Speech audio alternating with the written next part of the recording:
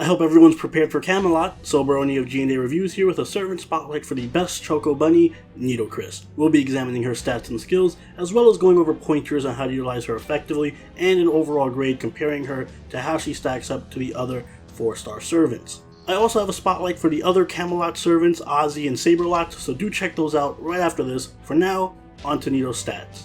Nito has a max HP of 11,288. It's tied for the lowest HP stat among all 4-star casters, but only slightly below average compared to all other 4-star servants. Her max attack of 9,060 is tied for the highest among 4-star casters, but due to the caster damage modifier, her effective attack is 8,154, which is very low for a 4-star servant. Taking a look at her skills, her first skill is Egyptian Witchcraft rank A, which increases her death success rate for 3 turns between 50 to 100% and restores her HP between 1,000 to 3,000, both depending on level. Her second skill is Rapid Words of Divine rank B, which greatly increases her Noble Phantasm charge between 60 and 120% depending on level.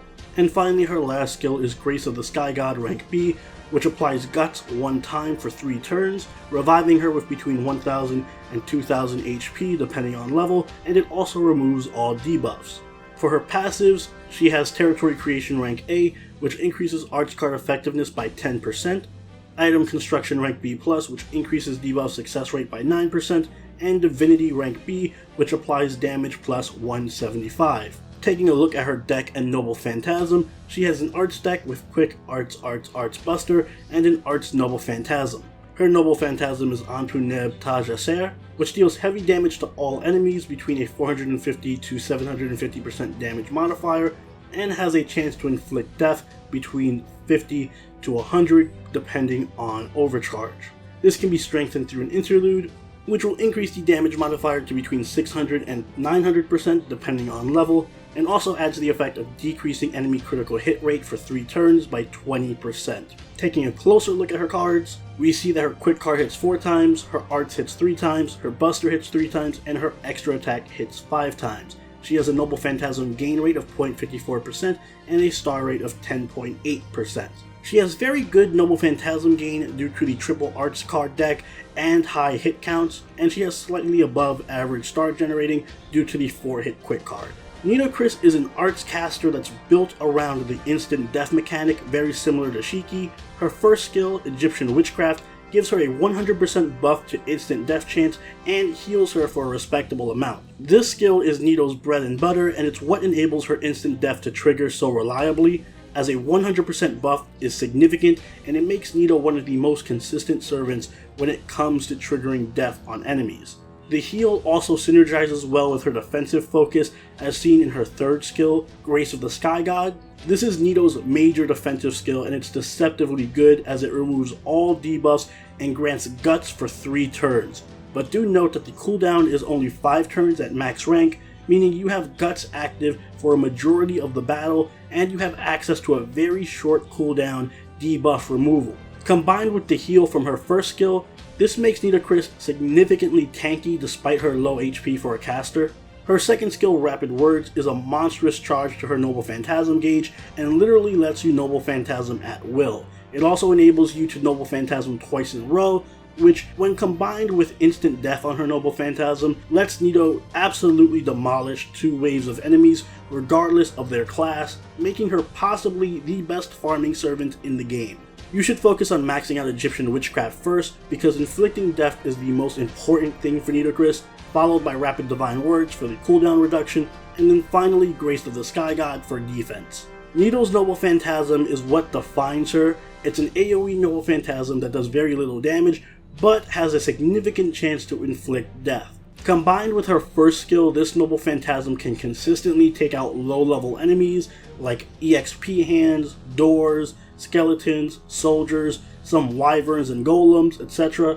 Basically, any bronze class enemy has a very strong chance of dying instantly to Nitocris' Noble Phantasm, regardless of their class. And given the fact that she can Noble Phantasm twice in a row thanks to Rapid Words, her farming potential is unmatched. And that is what she's built for. She is the best farming servant in the game, and this gives her tremendous practicality since the vast majority of the game is farming.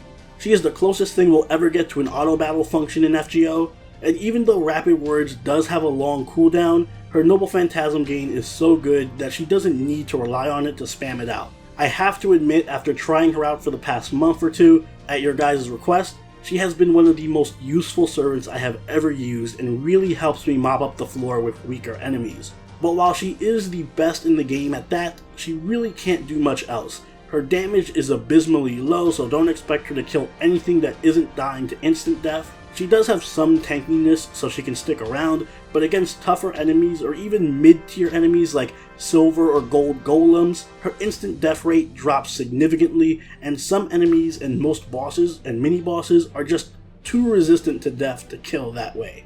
So Nito's strength is really narrowly limited to just farming weak mobs. Because of that, Nitocris really does operate independent of your team for the most part, so to an extent, team comp isn't as important for her since all she really needs to do is get off her Noble Phantasm and she's already served her purpose. In addition, her skills are selfish, so she doesn't lend any support whatsoever. However, if you do want to spam her Noble Phantasm, I suggest going with Waver, Hans, Tamamo, Helena, Nero Bride, Ozymandias, or Sanzo, since they're all good Noble Phantasm batteries that can supercharge Nito's Noble Phantasm gain. If stalling is more your thing, Nitocris can absolutely work very well in a stall team alongside Irisfield, Mosh, Media Lily, or Jean. Her Bondcraft Essence Unused Royal Authority increases Noble Phantasm gain and Noble Phantasm strength for all allies by 10%. Not a bad craft essence, especially because it supports your allies, so it gives Nitocris a way of supporting even though her Noble Phantasm is used up.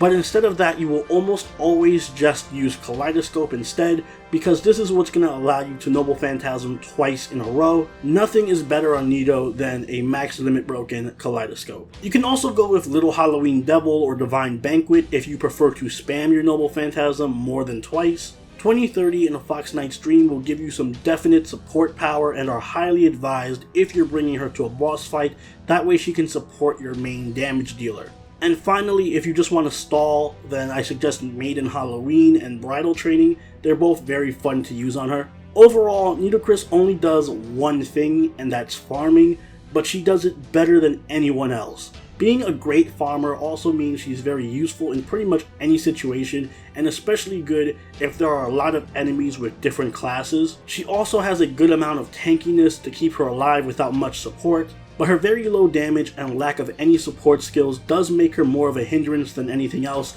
for boss fights and harder content. So overall, she gets a B+ from me.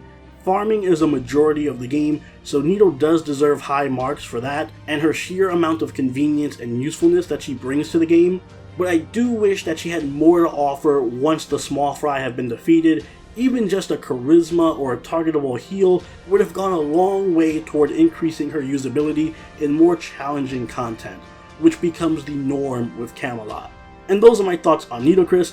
I am so glad you guys pointed out how good she was during my Gotcha Hell video, because since then I've been able to spend a lot of time getting to use her and I have not regretted it. So my initial opinions on her were definitely a bit off, so thanks for that, and continue to point out whenever you guys think I mess up on a servant. And with that in mind, feel free to let me know what you think in the comments below. Don't forget to check out the Ozymandias and Saberlot spotlights that are also on the channel right now, linked both on screen and in the description. Leave a like if you enjoyed the video, and consider subscribing if you really enjoyed the video. Join the party at our Discord, chill with us on Twitch, and follow us on Twitter. And I'll see you all in the next Servant Spotlight. Soberoni out. Later.